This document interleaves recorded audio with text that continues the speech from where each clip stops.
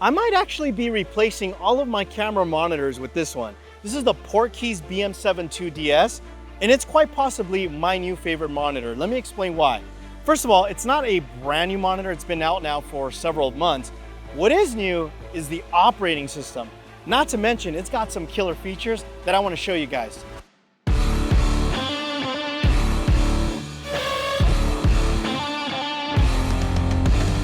Now you're probably asking yourself, what's so special about this monitor and why am I so hyped about it? Well, first of all, looking at it up front, it's a 7-inch monitor with 2200 nits of brightness. Now, here's a funny story. When we're actually shooting that film, Brady, who was our DP and also camera operating, they actually had to make a makeshift hood on the monitor that he was using because it was just too bright outside. They asked me, Armando, would you like a sun hood? And I said, no, I can see just fine.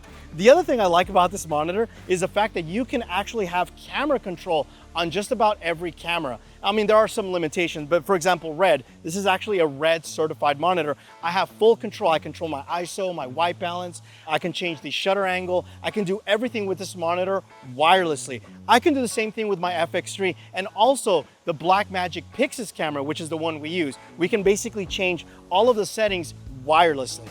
Now moving towards the back, you'll notice that there's two SDI inputs, an SDI out, an HDMI in, and an HDMI out. Now what's great about that is that you can have a dual screen setup. So you can have a director's monitor and it's having two feeds. Another reason you would want to do this is oftentimes clients are asking for 9:16 social deliverables. So if I was to rig up a different camera or another camera here and have, let's say, an HDMI in or even SDI in, I can have two feeds and I can be monitoring my 9:16 and obviously my 16:9. Another thing that you can do is also convert the signal. So for example, on my FX3, it's only HDMI out, but what if I'm using a Teradek that supports SDI and it's actually better?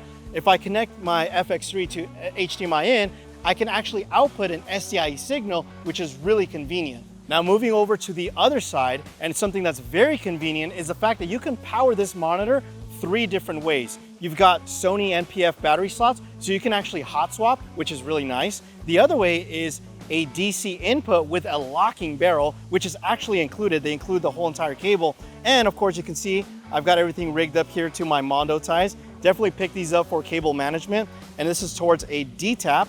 And then the last method, which is more of an industry standard, is this LEMO connection, which is again, industry standard. You're gonna see a lot of professionals use this method. One thing I forgot to mention is this motor control. So if you own a Tilta nucleus, you can actually connect to this and it allows you to control it. Now, we didn't actually use this, but I thought it would be worth mentioning for those of you that have that follow focus system. Now moving towards the top of the monitor, there's 4 different function buttons that you can program them to do whatever you want. So for example, my F1 is peaking, my F2 is zebras, my F3 is false color, and then lastly for F4, I have it show my waveforms. But again, you can program this to do whatever you want. Now, one thing that's very convenient that I really like is this little scroll wheel. And I have this to show the backlight, basically the brightness. Oftentimes, I don't know if you've ever been in a situation where you're filming inside, then you go outside, and then you're trying to like look around the monitor, where do I move my brightness? With this scroll wheel, I can turn the brightness down or I can turn it up. Again, very convenient.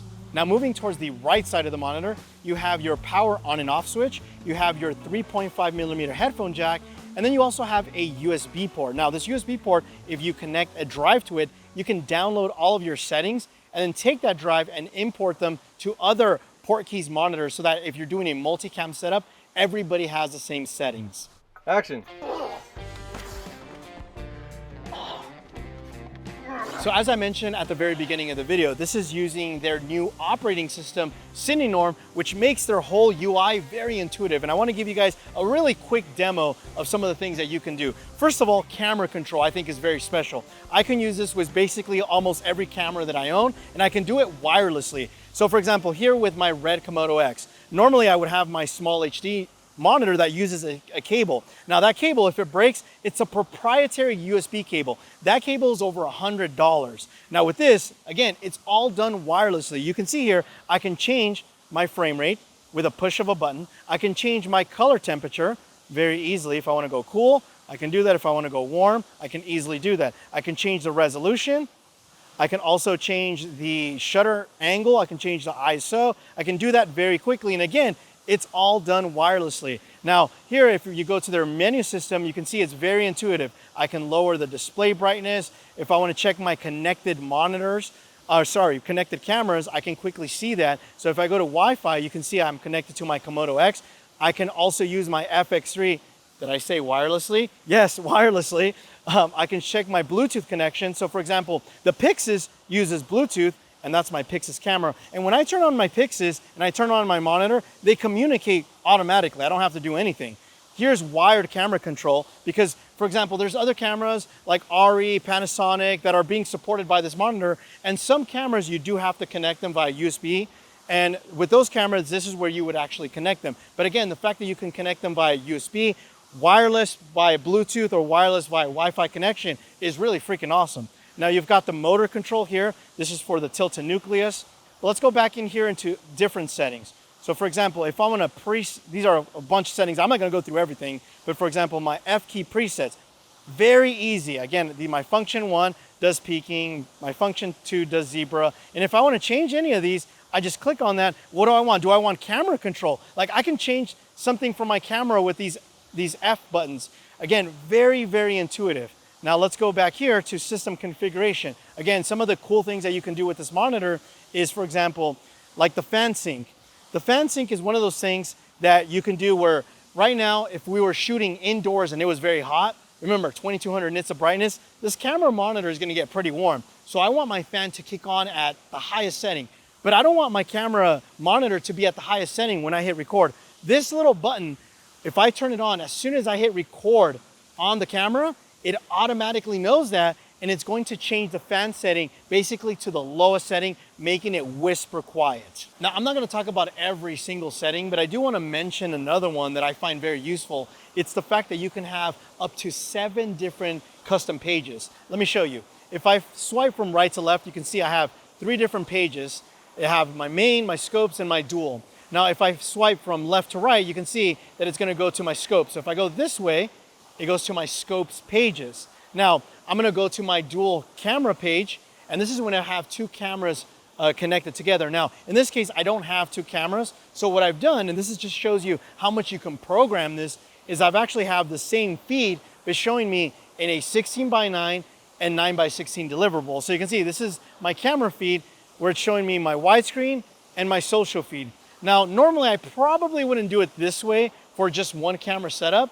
I would probably just add frame markers because I feel like losing screen real estate is probably not worth it.